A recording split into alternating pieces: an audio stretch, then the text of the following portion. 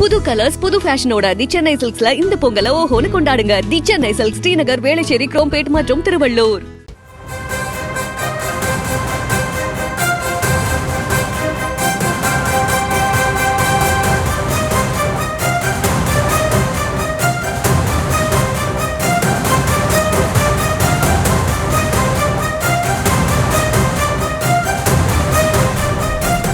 அண்மை செய்தியை பார்த்துக் கொண்டிருக்கிறோம். அதிமுக பெயர் உள்ளிட்டவற்றை பயன்படுத்த ஓபிஎஸ் செய்த மேல்முறையீட்டு மனுவானது தள்ளுபடி செய்யப்பட்டிருக்கிறது.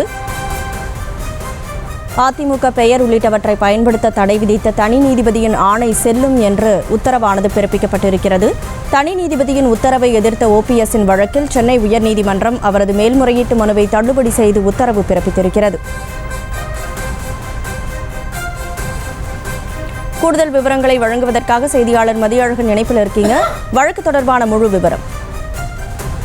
அதிமுகவினுடைய கொடி, சின்னம், லெட்டர் பேட் ஆகியவற்றை பயன்படுத்த ஓபிஎஸ்ஸிற்கு தடை விதிக்க வேண்டும் என இபிஎஸ் சென்னை உயர்நீதிமன்றத்தில் மனு தாக்கல் செய்திருந்தார். இந்த மனுவை விசாரித்த சென்னை உயர்நீதிமன்ற தனி நீதிபதி ஓபிஎஸ், அதாவது அதிமுகவினுடைய கொடி, சின்னம், லெட்டர் பேட் ஆகியவற்றை பயன்படுத்த ஓபிஎஸ்க்கு தடை விதித்து இடைக்கால உத்தரவு பிறப்பித்திருந்தார். இதனை எதிர்த்து ஓபிஎஸ் சென்னை உயர்நீதிமன்றத்தில் இரு நீதிபதிகள் அமர்வில் மேல்முறையீடு செய்திருந்தார். இந்த மனு மீதான விசாரணை நீதிபதிகள் ஆர் மகாதேவன், முகமது ஷஃபிக் அமர்வில் நடைபெற்று வந்தது. இந்த நிலையில் இந்த வழக்கில் இன்று தீர்ப்பளித்திருக்கக்கூடிய நீதிபதிகள் ஓபிஎஸ்னுடைய மேல்முறையீட்டு மனுவை தள்ளுபடி செய்து உத்தரவிட்டிருக்கிறார்கள். மேலும் தனி நீதிபதி முன்பு இருக்கக்கூடிய அந்த மனுவிற்கு, அதாவது இபிஎஸ் தாக்கல் செய்த மனுவிற்கு ஓபிஎஸ் பதில் மனு தாக்கல் செய்து அந்த வழக்கை எதிர்கொள்ள வேண்டும் என்றும், அந்த வழக்கை விசாரித்து தகுதியின் அடிப்படையில் அந்த மனு மீது தனி நீதிபதி உத்தரவு பிறப்பிக்க வேண்டும் எனவும் நீதிபதிகள் தங்களது உத்தரவில் தெரிவித்திருக்கிறார்கள். அதாவது இபிஎஸ்னுடைய மனுவை பொறுத்த வரைக்கும் தனி நீதிபதி முன்பு ஓபிஎஸ் கட்சியில் இருந்து நீக்கப்பட்ட நிலையில் தொடர்ச்சியாக ஒரு அதிமுகவினுடைய கொடி, சின்னம் ஆகியவற்றை பயன்படுத்தி வருவது தொண்டர்களிடையே குழப்பத்தை ஏற்படுத்தும் என்றும், எனவே அவருக்கு தடை விதிக்க வேண்டும் என்றுதான் கேட்டுக்கொண்டிருந்தார். அந்த வழக்கில் ஓபிஎஸ் சார்பில் பதில் மனு தாக்கல் செய்யப்படாத நிலையில் ஓபிஎஸ்க்கு தடை விதித்து நீதிபதி உத்தரவிட்டிருந்தார். அதனை எதிர்த்து இபிஎஸ் சென்னை நீதிமன்றம் இரு நீதிபதிகள் அமர்வில் மேல்முறையீடு செய்திருந்தார்.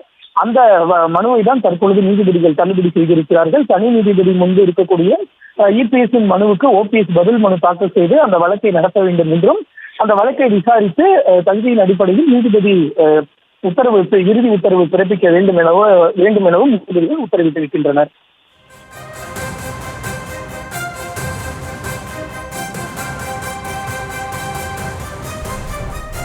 மதியழகன், தற்போது ஓபிஎஸ்ஸின் மேல்முறையீட்டு மனுவானது தள்ளுபடி செய்யப்பட்டிருக்கக்கூடிய சூழல்ல அவருக்கு இருக்கக்கூடிய அடுத்தடுத்த சட்ட வாய்ப்புகள் என்ன?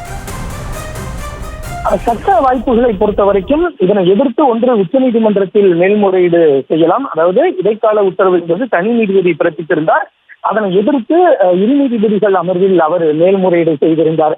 இந்த இரு நீதிபதிகள் அமர்வும் ஓபிஎஸ்ஸிற்கு எந்த நிவாரணமும் அளிப்பதற்கு மறுத்திருக்கக்கூடிய சூழலில் ஓபிஎஸ் அடுத்தபடியாக உச்சநீதிமன்றத்தை தான் நாட முடியும். எனவே உச்சநீதிமன்றத்திற்கு அவர் சென்று இதுபோன்று எங்களுக்கு எதிராக ஒரு உத்தரவு வந்திருக்கிறது, அதனை என்று அவர் உச்சநீதிமன்றத்தில் மனு தாக்கல் செய்து அந்த வழக்கினுடைய விசாரணையை நடத்தலாம். அல்லது தனி நீதிபதி முன்பாக இருக்கக்கூடிய வழக்கை நடத்துவதற்கான வாய்ப்பும் ஓபிஎஸ்ஸிற்கு இருக்கிறது. தனி நீதிபதி முன்பு இருக்கக்கூடிய வழக்கை பொறுத்த வரைக்கும் இபிஎஸ் ஒரு மனு தாக்கல் செய்திருந்தார். ஆனால் ஏற்கனவே அந்த பொதுக்குழு விவகாரம் தொடர்பான வழக்குகள் உச்சநீதிமன்றத்தில் நிலுவையில் இருப்பதால் பதில் மனு தாக்கல் செய்வதற்கு அவகாசம் வேண்டும் என்று தொடர்ச்சியாக ஓபிஎஸ் தரப்பில் கோரிக்கைகள் வைக்கப்பட்டன. அந்த நிலையில்தான் தனி நீதிபதியை பொறுத்த வரைக்கும் நீங்கள் பதில் மனு எல்லாம் தாக்கல் செய்யுங்கள், வழக்கு நடக்கட்டும், ஆனால் இடைக்காலமாக உங்களுக்கு தடை விதிக்கிறேன் என்று நீதிபதி ஒரு இடைக்கால உத்தரவை தான் பிறப்பித்திருந்தார். ஆனால் அந்த இடைக்கால உத்தரவை எதிர்த்துதான் ஓபிஎஸ் சார்பில் இரு நீதிபதிகள் அமர்வில் மேல்முறையீடு செய்யப்பட்டது.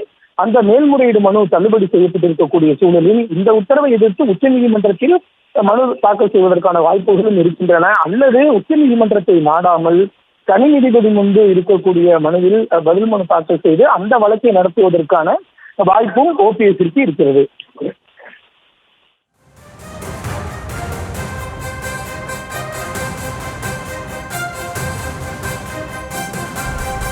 விவரங்களுக்கு நன்றி மதியழகன். செய்திகளை உடனுக்குடனும் துல்லியமாகவும் தெரிந்து கொள்ள சப்ஸ்கிரைப் பண்ணுங்க.